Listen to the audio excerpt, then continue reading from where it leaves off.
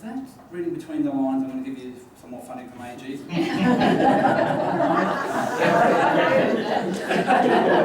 got told to not say that, to leave it alone, but who might listen to anybody else? Thanks, mate, and thanks for your time, for coming here today. It does mean a lot to us. The Attorney General's Department have been funding us since our inception with our perpetrator program, and of course working with Sue King and Carol Charles as well. So thank you from me, thank you from my board, thank you from my staff, but more importantly thank you to from the Aboriginal community and those women and children that we've had the opportunity to make a positive impact on their life. So thank you.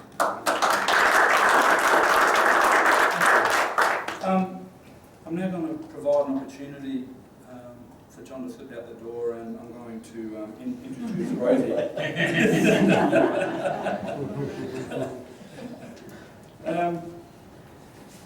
have in my short, sharp, shiny speech here an introduction to Rosie. I will. Rosie, is that what I leave it for? I just want to say, really, that I suppose no one has had such an influence on our sector, of course, on the state and national level as what Rosie has. Rosie has been a supporter of KW1 when we first had her over for the Focus Awards, the Flame of Change Unifying Support, which you're not leaving here without buying a ticket or a table to this afternoon for your Christmas show at the end of the year. Where we acknowledge and pay tribute to the people in this sector, and actually there's a lot of people in this room. So Rosie has been a supporter of KW1, what we've done in our short friendship.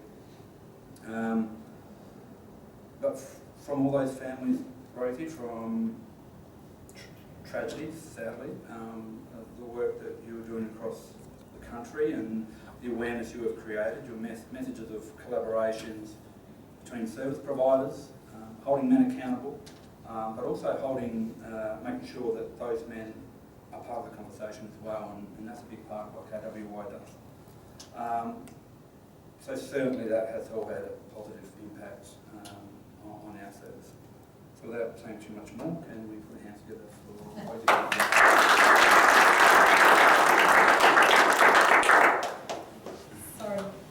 Craig didn't have to coerce me or to steer me here. I was a willing participant. But I have to say I'm catching a flight to Perth, and the timing is kind of critical. Otherwise, I would love to spend the rest of the afternoon. It's really nice to be here, actually. I recognise faces that I've got to know and recognise over what has been. Has it really been 2 years? I can't remember how long it is. Possibly 2 years since I've been visiting Adelaide. Understanding that really some of the areas you're working is leading edge and really looking at responses that no one else in Australia is doing. And I can remember a conversation, where are those government people?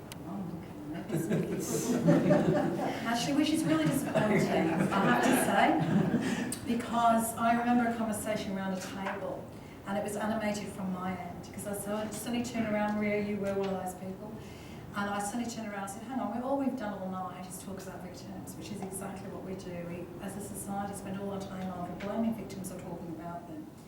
Where in this conversation are we talking about the perpetrators? And indeed, in all of the responses and the great things you're doing here in South Australia, what are you doing about the perpetrator space? And there's this blank look around from everybody.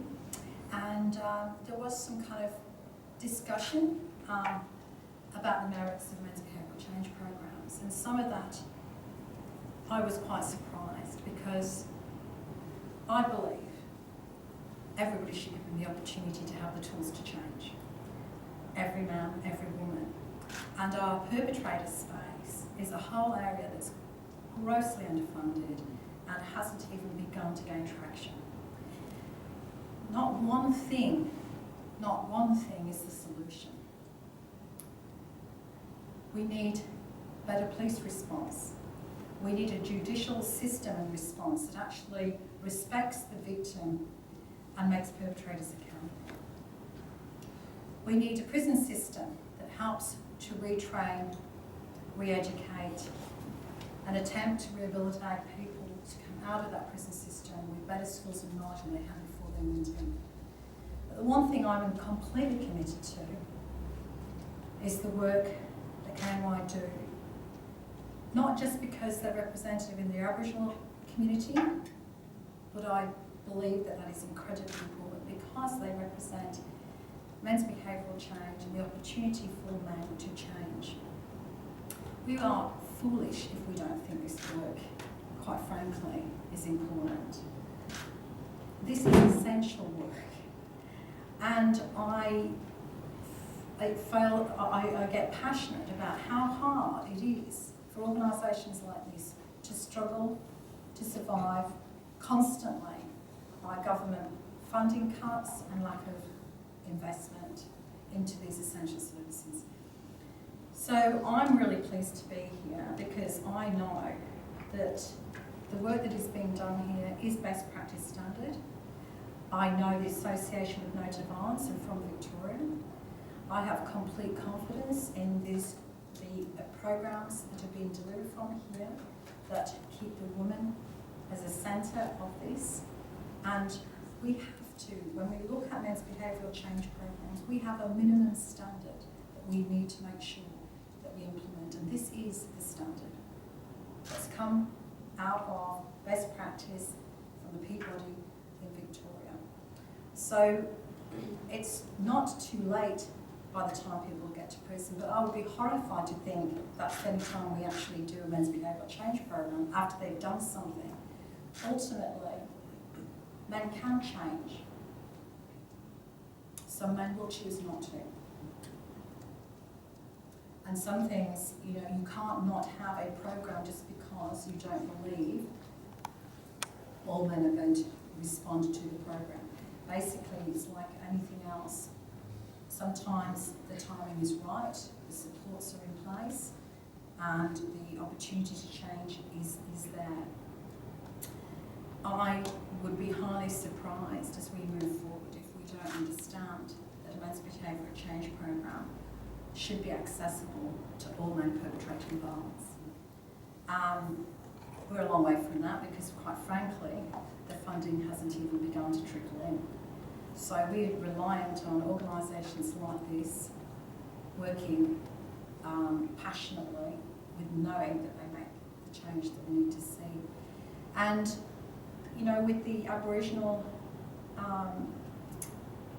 with the Aboriginal representation in this area, I can't begin as a non-Aboriginal person to understand, but what I can think I do understand is, on top of everything else, we have the trauma, so many other transgenerational traumas that we have imposed through our lack of ignorance and the decisions and choices that we've made that have resulted in the statistics of where a lot of our people find themselves now. So what I want to be able to say, quite frankly, is that we should absolutely embrace the work that's being done. I know it's essential. I have complete faith that it will continue to grow and be better supported into the future. But I think it's really important we have the conversation around perpetrator response and understand not one thing is the total solution, but our condemnation as a community of violence in all its different forms is a great starting point. And I talk far and wide, and I hear many conversations that are happening in the corporate workplace and workplaces in general. And I will say, many are now starting to implement policies and procedures around victim response and supporting victims.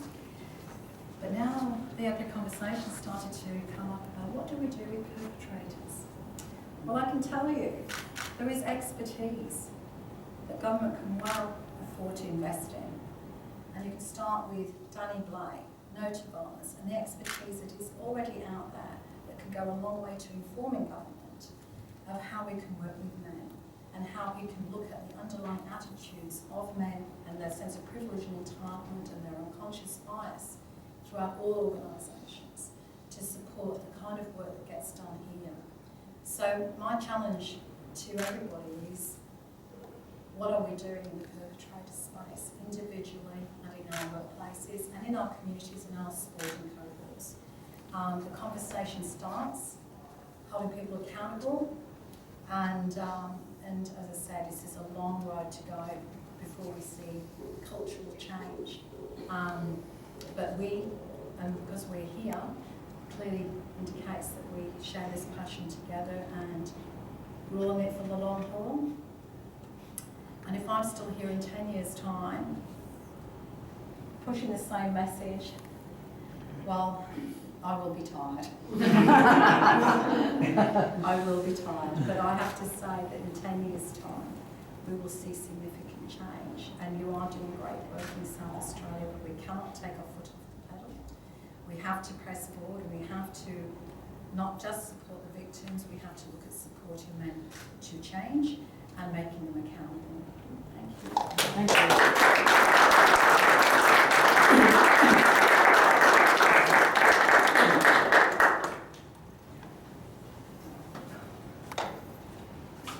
Thank you, Rosie. Awesome. I didn't need a microphone. No, you didn't. And the fact that you can roll that off the top of your head just really indicates to me your passion and commitment. And again, I want to thank you from our community members, our board, our sector. Thank you for your ongoing support, and especially thank you for the support that you've given KWY, and thank you for being here. Thank you.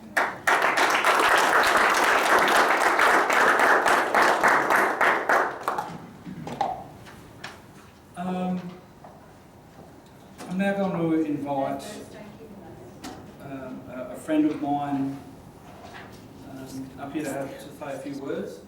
I met this wonderful young man through Todd Stokes.